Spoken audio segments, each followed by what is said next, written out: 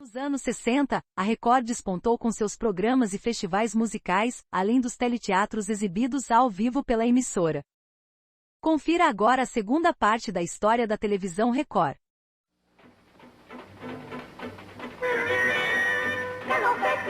Se você quer ser sempre o melhor, veja Record. O Canal 7 paulista contava com diversos cantores em seu elenco, entre eles Elis Regina, Elisete Cardoso, Jair Rodrigues, Ciro Monteiro, Roberto Carlos, Erasmo Carlos, Vanderléa, entre muitos outros. Eles comandavam muitas atrações na casa e garantiam, além da audiência, lotar o teatro onde aconteciam as gravações. O dinheiro dos ingressos garantia a sobrevivência da emissora de Paulo Machado de Carvalho. O primeiro Festival da Música Popular Brasileira ocorreu em 1965, e revelou para o grande público a cantora Elis Regina, que foi contratada pela Record, junto com Jair Rodrigues para comandar o programa chamado O Fino da Bossa, que no início buscava artistas novos, mas depois passou a receber também nomes consagrados a fim de atender todos os públicos. Nessa época, também foram realizados vários outros programas marcantes, mesmo com estrutura reduzida e mais improvisada. Entre eles, Boa Saudade, Esta Noite se Improvisa, e o famosíssimo Show do Dia 7. Caçulinha era contratado fixo da emissora para acompanhar instrumentalmente os cantores. A linha de musicais da TV Record conquistou em cheio os jovens da época, porém, os cantores já consolidados, desde décadas anteriores como a década de 40 e 50, se sentiram de fora, segundo o diretor Newton Travesso. Por isso, surge o programa Boa Saudade, apresentado por Elisete Cardoso, e contava com artistas como Silvio Caldas, Emilinha Borba, Nelson Gonçalves, Ângela Maria, Orlando Silva, Ciro Monteiro e Ataúfo Alves, por exemplo. O cantor Agnaldo Raiol e Renato Corte Real comandavam o Corte Raiol Show, programa que chegava, nas sextas-feiras, a 91% dos televisores ligados, e fez com que a Tupi mudasse o clube dos artistas de horário. Não sinto saudade da mulher com barrola que voou. Nossas roupas comuns dependuradas na corda. Em 1960, a Record foi a única emissora de televisão a transmitir ao vivo a festa de inauguração de Brasília. Prepare o seu coração, que eu vou contar. Eu venho lá do sertão, eu venho lá do sertão, eu venho lá do sertão, e posso não lhe agradar. O Show do Dia 7 era responsável por promover o encontro entre os melhores artistas da época, era um programa de auditório e de variedades, tinha sua apresentação em forma solene, era sempre apresentado em todo o dia 7 de cada mês, e suas últimas apresentações foram no antigo Teatro Paramount, hoje, Teatro Abril, na Brigadeiro Luiz Antônio. Menina Julieta! Menina Julieta! Menina Julieta, vem! Porca miséria, por que demora tanto?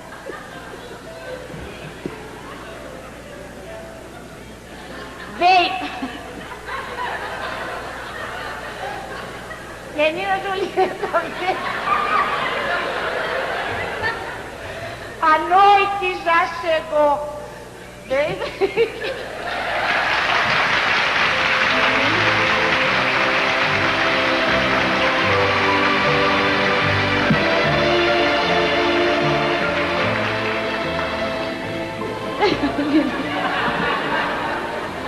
Calma, minha filha, calma. Sabe o que eu ia dizer pra você? Sabe o que eu tava falando? Que você não precisa mais se preocupar. Mas que tristeza, minha Nossa Senhora. Sabe de uma coisa? Romeu não se esqueceu. Nem vai se esquecer. Você sabe que todo mundo aqui em Verona está dizendo que ele é um pão. Que ele continua com a mesma cara. Ele continua com a mesma estatura. Ele continua com o mesmo cabelo. Ele continua também lindo de morrer. Lindo. E depois sabe o que estão falando? Sabe o que eles estão falando? Que Romeu tem as mais belas pernas de Verona. Que o teu amor por mim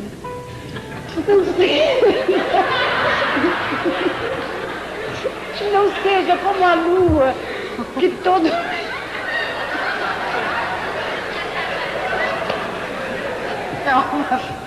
Calma, muito emocionado. Tô nervosa. Calma, calma, filha. Todo mês varia o semblante. Meu amado Romeu. Oh, Romeu. Ela está muito nervosa, coitadinha. Mas você já vai ver o Romeu, viu? Viu? Não se preocupe, não. Não vai cantar. Ah, não quero cantar, não canta.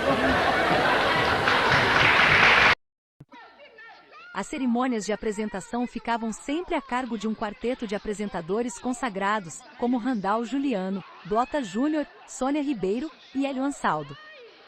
Por vezes, Idalina de Oliveira ou Clarice Amaral também somavam no palco das apresentações. Levanta, mas devagar. Você vai quebrar tudo.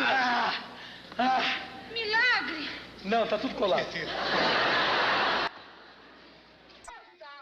Além dos grandes cantores como Rony Von e Wilson Simonal, apresentavam esquetes com Ronald Golias, Jô Soares, Otelo Zeloni, Carlos Alberto de Nóbrega, entre muitos outros atores e atrizes da emissora. No primeiro semestre de 1965, foi proibida a transmissão ao vivo de jogos de futebol aos domingos na televisão, para que pudessem garantir a presença de torcedores nos estádios. Por isso, sem o esporte, que na época não tinha alto custo, pois não eram cobrados direitos de imagens, a Record se viu na obrigação de preencher as mais de 2 horas sobrando na grade.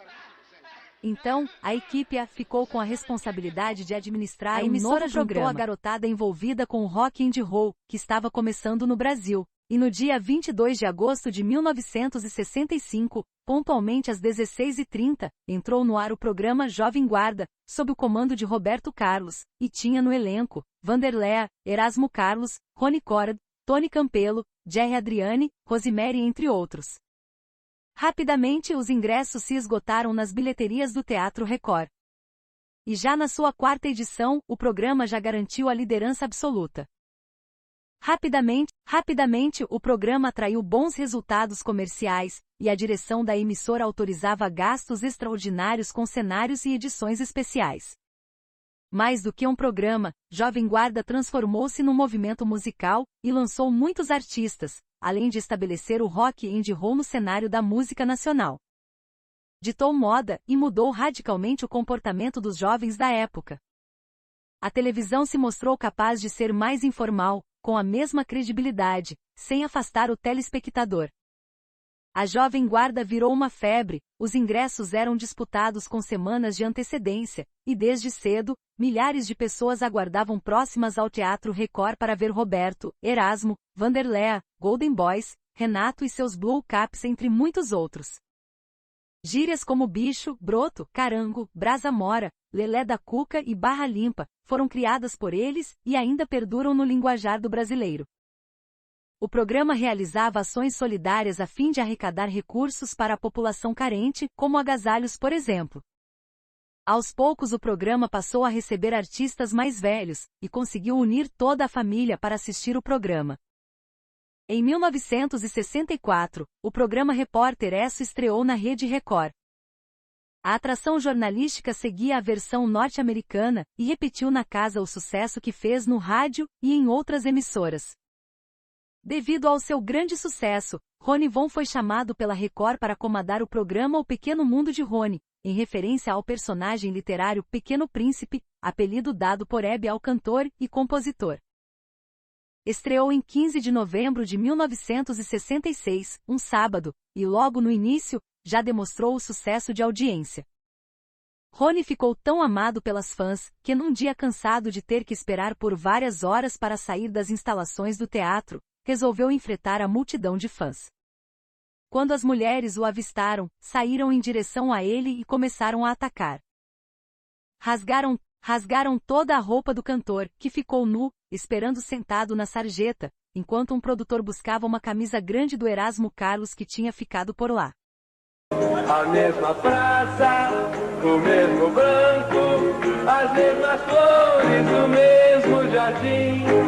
Tudo é igual, mas estou triste, porque não tenho você perto de mim. Em 1967, estreava na tela da Record o seriado Família Trapo, gravado nos teatros Record e exibido como fosse ao vivo, sem cortes, com permissão para o improviso dos atores. Destaque no elenco ia para Ronald Golias, que vivia o protagonista Carlos Bronco Dinossauro, um cunhado bastante folgado. Eu entendo todo o seu problema, e o problema dela, e a pensão dela, como é que vai fazer? Você tem que dar comida para essa mulher, roupa, dinheiro. O quê?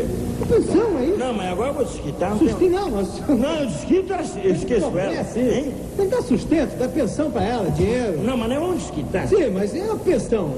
Dinheiro para ela, sustentar a mulher. Depois disso. Claro. Eu não sei se eu ouvi direito. Se eu ouvi direito, você está dispensado. O que você ouviu? Eu ouvi dizer que depois de desquitado eu tenho que dar dinheiro todo mês? É. Muito obrigado. A porta é ali. Jô Soares, que interpretava o mordomo Gordon, também virou símbolo da série. A atração trazia ainda nomes como Ricardo Corte Real, Otelo Zeloni, Nair Belo, Cidinha Campos e Renata Fronzi. E fez tanto sucesso que teve participação até mesmo de Pelé, ainda em atividade na época. Em janeiro de 1968, Roberto Carlos anunciou sua saída do programa Jovem Guarda. Nos 5 meses seguintes, Erasmo e Vanderlé apresentaram o programa que terminou em junho daquele ano. O programa de Hebe Camargo foi muito importante na época de ouro da Record. Hebe recebia os mais importantes nomes da época, grandes personalidades, além de cantores e conjuntos muito famosos. Estreou em 1966, exibido aos domingos, o programa Hebe era líder absoluto de audiência. A Record produziu o Festival de Música Popular Brasileira até 1969, onde revelou inúmeros cantores e compositores. O morro não tem vez, e o que ele fez já foi demais. Toma banho. No ano de 1960, a Record sofreu um incêndio nas suas instalações no bairro do Aeroporto. Em 1966 e 1968, incêndios de grandes proporções voltaram a destruir instalações e partes importantes do arquivo da casa. No ano de 1969, a emissora passou por mais 2 incêndios, primeiro no Teatro Record e depois no Teatro Paramount, ambos os locais em que ela gravava ou apresentava ao vivo toda a sua grande linha de shows. Nesta época, incêndios eram muito comuns nas emissoras de TV, sejam criminosos ou por acidente. Estou guardando